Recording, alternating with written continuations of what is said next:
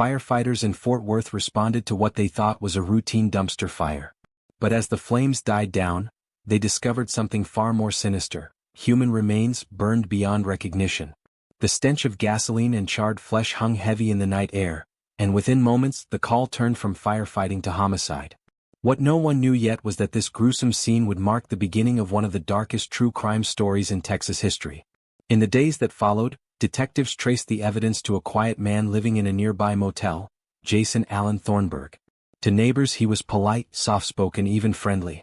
But beneath that calm surface lived a storm, a man who believed he was on a divine mission to purify souls through ritual sacrifice. Each discovery dragged investigators deeper into a nightmare, a world of delusion, ritualistic killing, and unthinkable horror. And by the time the truth surfaced, Fort Worth would never be the same again. If you're drawn to stories that chill you to the core and make you question what drives a person to pure evil, subscribe now for more haunting, jaw-dropping true crime stories like this one. Jason Alan Thornburg was born on August 27, 1980, in Cerritos, California, where he spent much of his early life in relative obscurity. Those who knew him during his youth described him as intelligent yet deeply withdrawn, a boy who preferred isolation over interaction, often lost in his own world of strange religious fascination and cryptic interpretations of faith. By his mid-20s, Jason had drifted away from family and friends, moving from place to place, eventually settling in Euless, Texas, a quiet suburban community located between Fort Worth and Dallas. It was there that his odd behavior became more noticeable.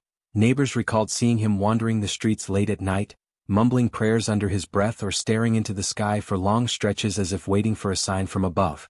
He was known to spend hours studying the Bible, focusing obsessively on passages about purification, sacrifice, and redemption, twisting them into his own distorted theology. Former roommates in Euless later told investigators that Thornburg had a temper that would erupt without warning, often triggered by minor disagreements or imagined slights. He claimed to experience spiritual visions, describing himself as a chosen vessel meant to cleanse evil from the world, a belief that would soon transform into a horrifying obsession. In 2017, while briefly living in Arizona, Jason's behavior escalated. He reportedly confessed years later to killing a woman he claimed was possessed by darkness. After returning to Texas, his isolation deepened. He had no steady job, few friends, and lived in rundown motels scattered around the Fort Worth and Euless area, including one off West Euless Boulevard where his chilling crimes would later unfold. By 2021, Thornburg's mental state had deteriorated beyond control. He spent days inside his motel room reading scripture, lighting candles, and carving symbols into wood, convinced that he was being guided by divine forces. Yet on the outside he remained eerily calm and polite, a man who could look you in the eye and speak softly about faith while quietly planning acts of unimaginable violence. Before the horrifying discovery of burned bodies in a Fort Worth dumpster, Jason Alan Thornburg had already plunged into a shadowed world of violence and delusion, quietly, methodically, and with chilling precision targeting people he knew and trusted. In 2017, far from Texas in Arizona, Thornburg's dark impulses first escalated to murder. His girlfriend at the time, Tanya Begay, a 37-year-old woman from New Mexico, vanished during a trip, and Thornburg later confessed that he had killed her. According to investigators, he believed Tanya was possessed by darkness, claiming that her death was a ritual necessary to cleanse her soul, a horrifying glimpse into the twisted moral code he had constructed for himself. Though authorities could only piece together fragments of evidence at the time, this murder set the stage for the atrocities he would later commit in Texas. Fast forward to May 2021 in Euless, Texas, just outside Fort Worth.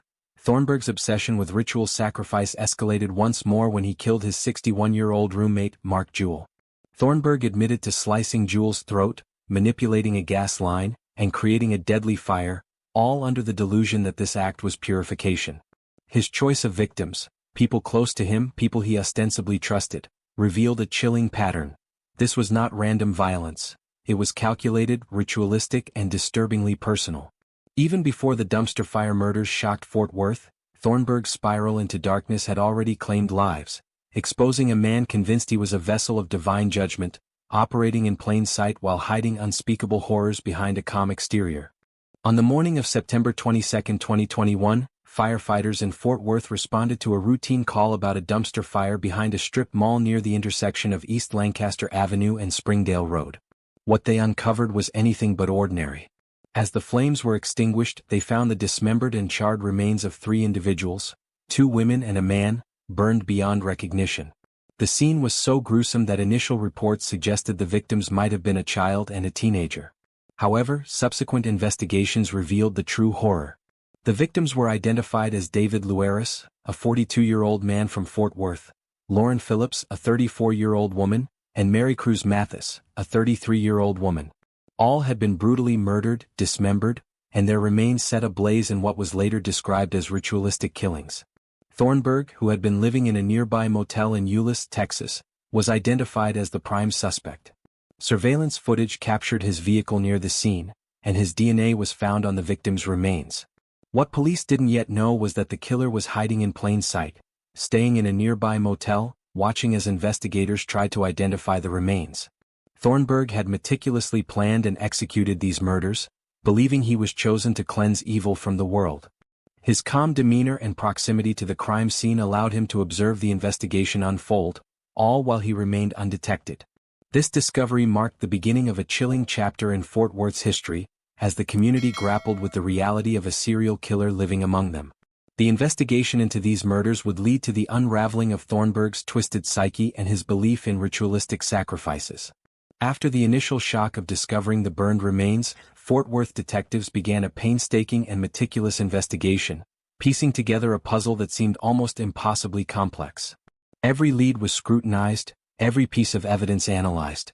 Surveillance footage from streets near the dumpster revealed a dark Jeep making repeated passes near the alley, an ordinary vehicle at first glance but one that investigators would soon trace to Jason Thornburg, who had been living quietly in a nearby Euless motel.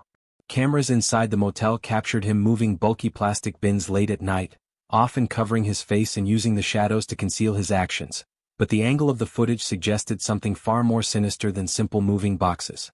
Forensic experts worked tirelessly to extract clues from the remnants of the fire.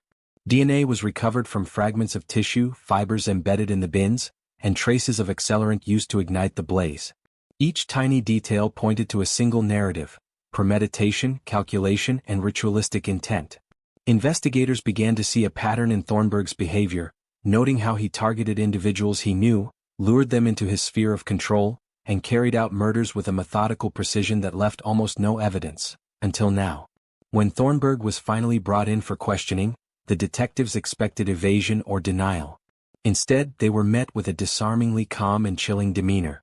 As Jason Thornburg was finally in the interrogation room, the full magnitude of his crimes began to surface, revealing a man whose mind teetered on the fine line between delusion and meticulously calculated evil. Over the course of hours of questioning, Thornburg confessed to 5 distinct murders that spanned years and states. The 3 victims discovered in the infamous dumpster in Fort Worth, David Euless, 42, Lauren Phillips, 34, and Mary Cruz Mathis, 33, the murder of his 61-year-old roommate Mark Jewell in Euless, Texas, and the 2017 killing of his girlfriend Tanya Begay, in Arizona. For each of these horrific acts, Thornburg insisted that he was performing ritual sacrifices, claiming that he had been guided by visions, divine signs, and a self-imposed responsibility to cleanse the world of evil. His recounting of the murders was chilling in its calmness.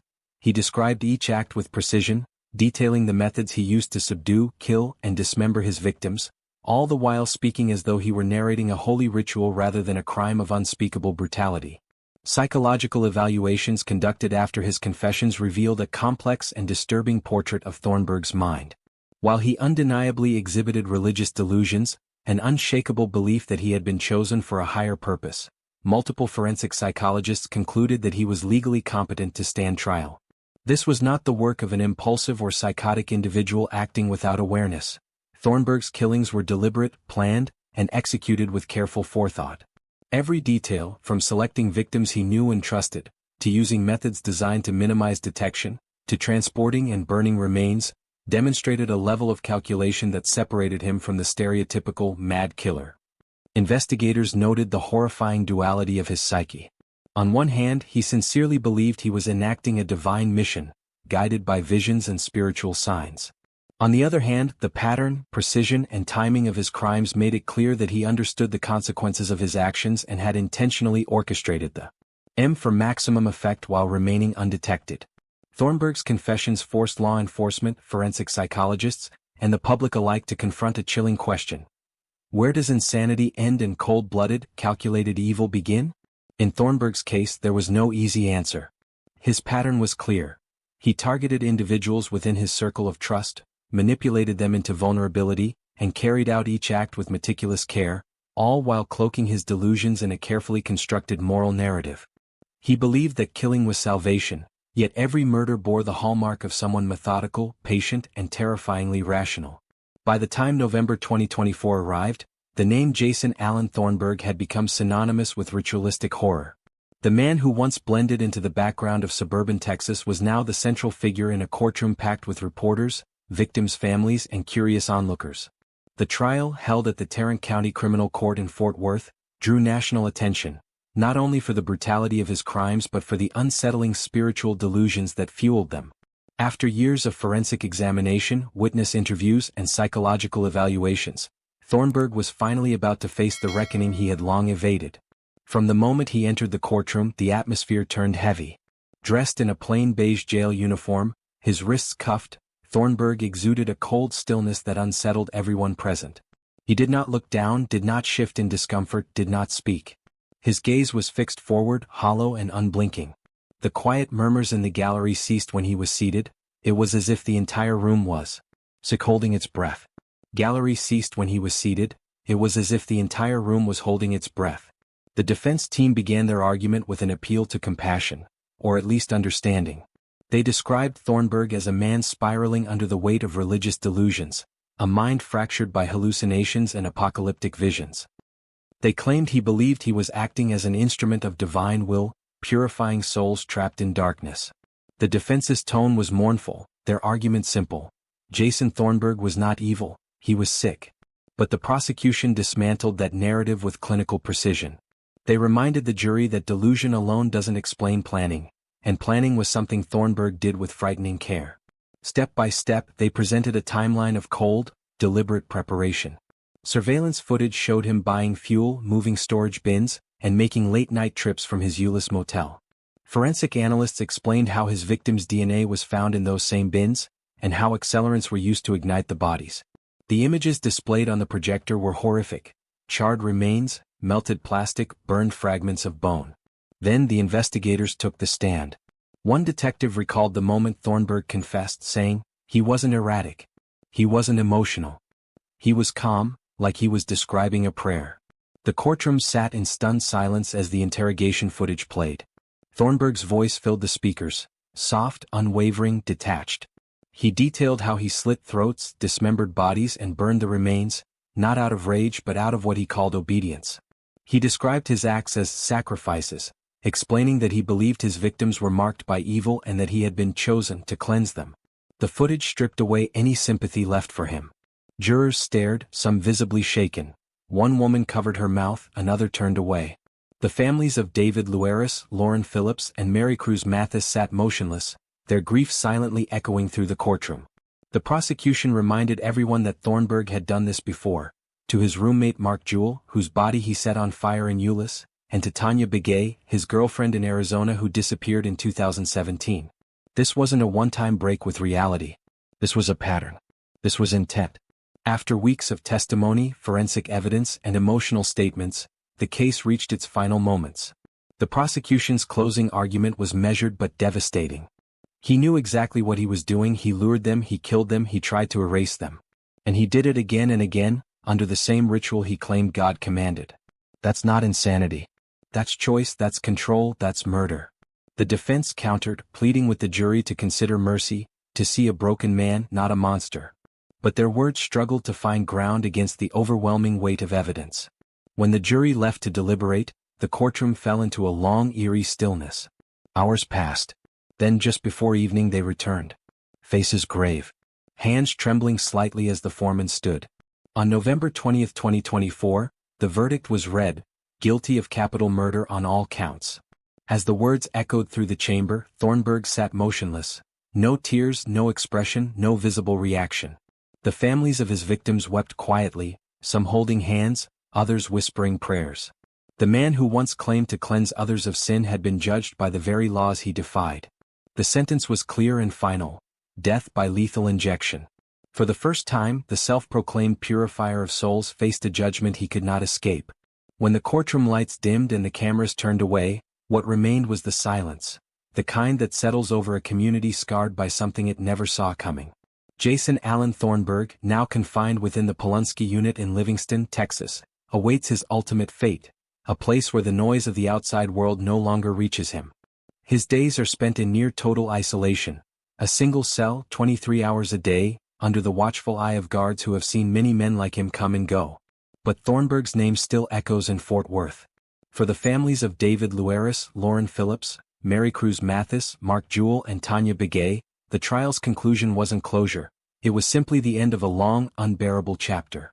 Their pain didn't end with the verdict, it only transformed into a quieter, more permanent grief. Evil often hides in plain sight, in the face of a neighbor, a quiet friend, or the man next door who claims he's doing God's work. Jason Thornburg believed he was cleansing the world, but in truth he only spread darkness. So what do you think? Was Thornburg driven by insanity, or did he know exactly what he was doing? Should someone who kills in the name of faith still face the death penalty? I want to hear your thoughts. Drop your opinions in the comments below and let's talk about it. And if you believe stories like this need to be told, the ones that reveal how ordinary people become monsters, don't forget to like, share and subscribe to this channel. Because every week we bring you more haunting, jaw-dropping true crime stories that dig deep into the darkest corners of the human mind, and remind us how thin the line between sanity and evil truly is.